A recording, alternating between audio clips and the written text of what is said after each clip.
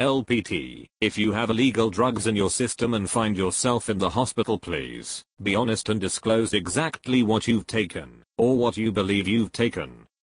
Care providers are not the police. The quality of your outcome might depend on such information.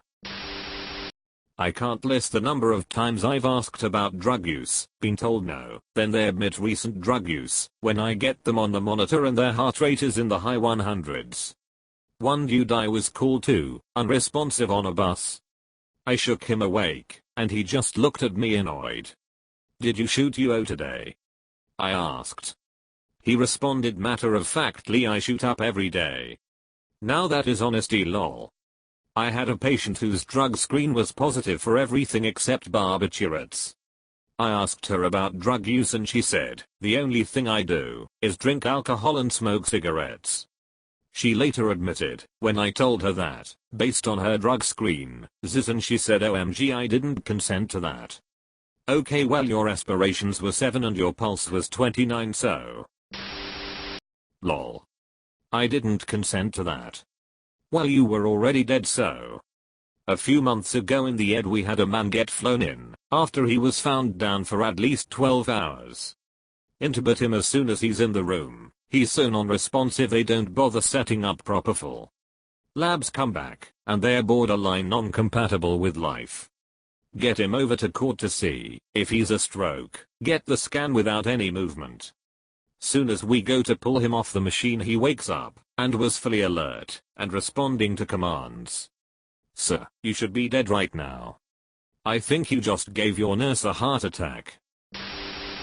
Somewhat wholesome story. When I was 16 I had to get an appendectomy, and before they administered anesthesia they were wheeling me to the operating room.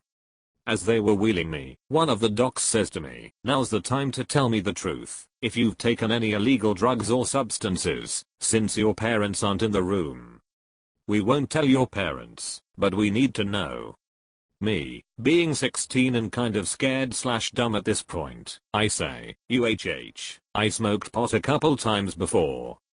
And right before he administered the dose and I passed out, I just remember the doc going, "Heh, thanks for letting us know, I think you'll be alright."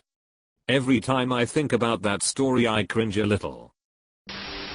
My dad was an RN and a smoker. He didn't know I smoked until I was about 20 and my appendix burst. Quite serious. I was in the hospital and told doc I smoked. Of course, I gave my dad access to my charts and he saw. The best part of it was he didn't mention it. About 2 months later he came back to visit, and we went out for dinner.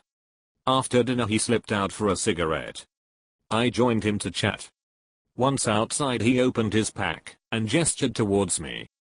I said, "What?" and he said, "Have one." I realized, the jig was up. I love that he waited till the perfect moment.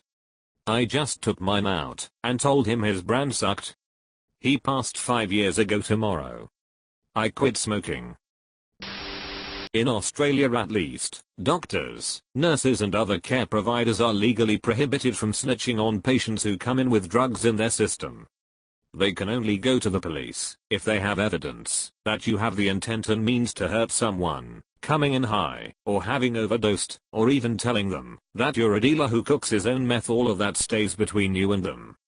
America, I almost died at 15 from alcohol poisoning, only to have police show up a week later with a summons for minor in possession of alcohol. I had no alcohol on me when I went to the hospital. It was all inside my body, but apparently they can still charge you for that.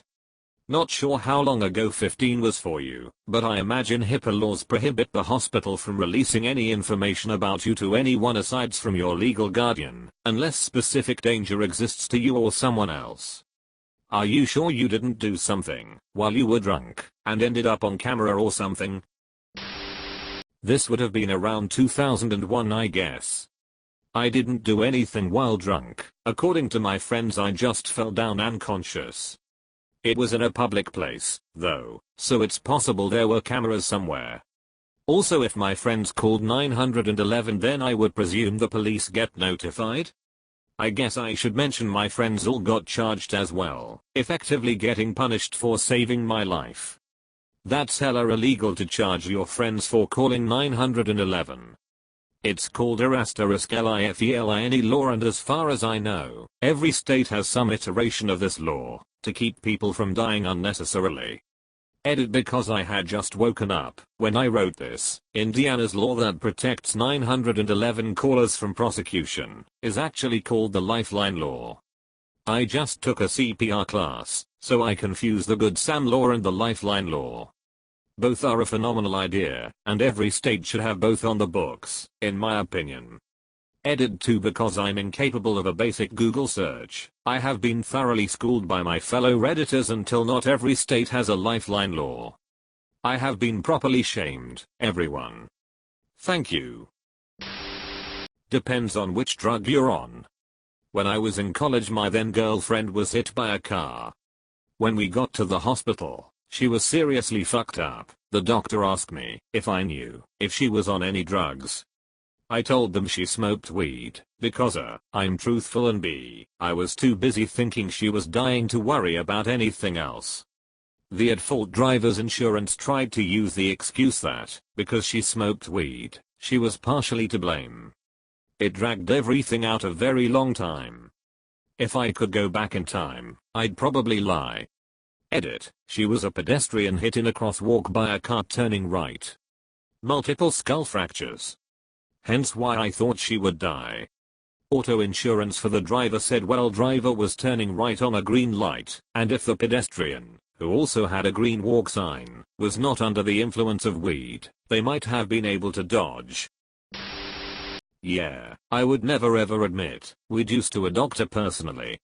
This LPT is kind of tough advice to follow in the US.